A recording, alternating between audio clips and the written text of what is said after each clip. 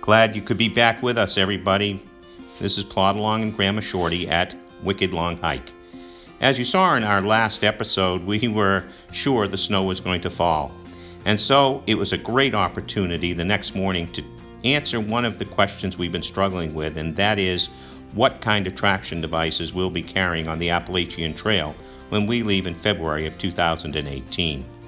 And so we set off to Blue Hills Reservation, which is a 7,000 acre reservation and 600-foot climbs, and it's only 10 miles south of Boston, so it's a great place to make a quick check of how our gear is making out. So stand by, listen in as we review our traction options for climbing and hiking on the Appalachian Trail in 2018. Hello everybody, as I promised, I was going to give you a quick update on what we've decided to do as far as traction devices. Now, first off, we spent some time thinking that we would not carry traction devices at all. We then started doing a little bit more research, and we then added a traction device. This is this style, and then we've now recently upgraded to the stables, and we'll explain why. First off, we listened to the people that had gone before us. We're starting out in 20 February, so we'll definitely be hitting some snow and ice. And so listening to particularly Early Riser was making comments about bringing them, and he had some pretty good success with the stables last year, I believe up in Vermont. And where we're going to be hitting snow in the beginning of the trail, and he also just made reference to it about starting in February, the same thing. We decided we would go to traction device. So we have had injuries and falls up in the mountains, and it's no fun. So we figured we would, we're not getting any younger. In fact, we're getting a little older. And so obviously we don't really want to get injured. So what we wanted to do was take a quick look. Now, that design there is a rip-off design of what I believe are the Corkers. Those aren't Corkers. As you can see, those have four small metal points up at underneath the front of the foot and two under the heel. The Corkers have 8 points. They have 4 and 4 in the heel as well, or I think, yeah, 4 and then 4. So they have 8 total on each foot, 16. These are a rip-off, and they're 6 point of traction. They simply slide over your foot. As you can see, this would be the heel, and then your toe box of your sneaker, trail runner, boot, whatever would go up there. We've used these ice fishing. They're great. On flat ice. I'm sure they would give you some advantage of gripping if you were coming down some kind of incline or climbing up, but they don't stay on real tight. So we can't make a good evaluation of the Corkers. I know the Corkers are about $25. They're made in Oregon. I've never seen them. So this is the closest I've seen to a Corker. If you have seen them or if you have used them, I'd love to get your feedback on that. So let's go to the Cotulla microspikes. This is something that we are familiar with. As you see, this is a rubber. This rubber piece goes around on the top of your foot, the toe and the heel, and then there's just this heat-hardened stainless steel, and it has very aggressive spikes. Those spikes are about 3/8 of an inch long, about 1 centimeter. You can see it right here. So right there, they're just under, just about 3/8 of an inch, and they are pretty darn aggressive. Let me tell you, they are designed differently. They have, the Cotullas have 12 spikes per foot. So what they do is they connect them together on this chain. And this, so as a result, if I can get one, there it is. You can see that these pieces actually swivel as you adapt to your step as you go up and down. And the chain stays under your foot as well. So very aggressive. These are really good traction devices. We think a lot of them, and I'll post up here a price because the new microspike, what they're calling them now, is a new version, is what they're also describing as lower profile harness. Now that kind of rings a bell for me, because one of my complaints of this was I did have on the toe box of these up here, this piece here, it would crush down the front of my trail runner, and I ended up getting some blisters along my nail beds of my toes, and that was only in a period of about maybe 6 or 7 hours out in the snow. I think that's on our Bolts Road to the Cavewood Shelter video, and we wore them that day. And they were more than hot spots. They were rubbed darn raw. Now, if you're on a heavier boot, I never had that problem before. So you always get the chain underneath you, and you get the rotation of these plates where they have these spikes. For me, I noticed that when I was stepping down, I would quite often feel those spikes swivel. I didn't feel like I was getting a real sense of what was underneath my foot sometime. So that brings us up to the stables, which I think they live by their name. As you can see, their spikes are not as aggressive. These are maybe about a quarter of an inch long, I believe. Yeah, just about a quarter of an inch long. And they're set up with a different design. They have 24 total spikes, but you notice there are some what I would call running horizontally and some carrying vertically.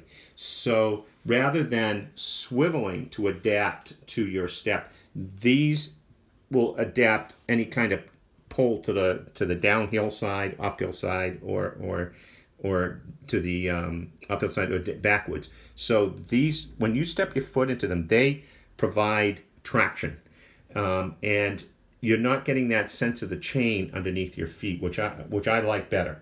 The other part of it that I appreciate is you'll notice that the bottom of them, this in here, is a hard plate, and that's where your toe box of your trail runner goes, and this is where your heel would be. So you're actually walking on those platforms. As a result, they're just, you don't really know they're on. They're just very, I hate using the word, but they're very stable, and they are stable. So we really like them. A couple of things about the stables that we noticed, that they do have this little cautionary tale on the front of it. If you read up here, it says available accessory of a hook and loop powder strap. That probably tells me that these must come loose in deep powder. I've never used the microspike in deep powder. I've never used those in deep powder, but that did set off a warning to me that maybe, we have some extra hook and loop that I'm going to make sure that I understand how that works, and that I can put these on so we would be able to hook them on if they do start coming off in deep powder conditions. Now, let's see. These, the Cotulla microspikes, I believe, are made in Flagstaff, Arizona. The actual Corkers, I think, are coming out of Oregon, and these are out of Maine in USA, Canada. So, being a New England boy, I like to support New England businesses. So that's a secondary reason why we're interested in these stables. That's about all we know. We love the kind of multi-directional setup of them. We love the way the steel plates bit. We love the fact that we're on these platforms, you might say, rather than on the chain. Now, be cautious, be aware, none of these are for rock climbing. And you'll learn that real quick, because obviously these spikes will not bite into rock, and you'll actually end up like a cat on a wood floor. You'll end up, spinning in place because there's nothing to bite into. So you be cautious. But I will say, with that caution being said, that I felt like these rubber pieces here were giving me some traction on some rock faces that I didn't get with the microspike. Now that might just be me. It doesn't mean go ahead and climb rocks with them. But in some of the areas, I felt that they were, I did get some traction. So I'll post up here the price of them. One of the things was the weight. This here the old style was about 12.9, just under 13 ounces. And they said the new one that they're selling is 13.5 per pair. I'm assuming that's because they're including the bag. Now, if that's true, that points out one of the things that we didn't like about the Cotullas. You'll see people hook these onto the back of their backpacks, and you can hear them coming. It sounds like Santa Claus, the jingle chains. They also are tough to pack without damaging other gear. These actually turn in on themselves. You can pack them that way, so they have no exposed metal, and they don't need a bag, and they don't rattle. So that was actually a big plus for me, because I hate something jingling behind me. And so these weighed in at 12.3 ounces for a large pair, where these were weighing in at about 13.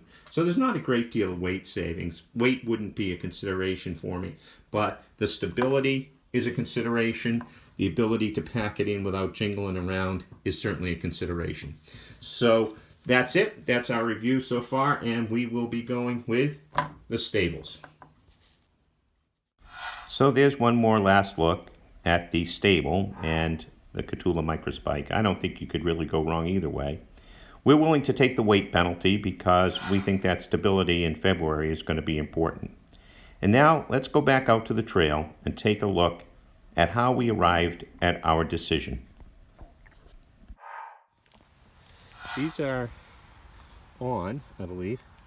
They're the stables, and I'm wearing the La Sportiva trail runners that I'll be wearing on the trip, and Dirty Girl gaiters. They seem to be pretty comfortable. So far, we've only walked across the street on them. A little concerned about the way this piece here overlaps. Hope it doesn't get caught on anything. See, what do you think? They make them taller. They make it taller. They went on pretty quick and easy. Do you have that same opening there? Yes. Yeah, you do. And there's a balance as well. The balance that issue seems like the grips are in the middle. So seems like we'll see how they go. So we're starting out now in the morning here, and we're gonna go up this blue marked trail, and we're heading up towards the pavilion at the top.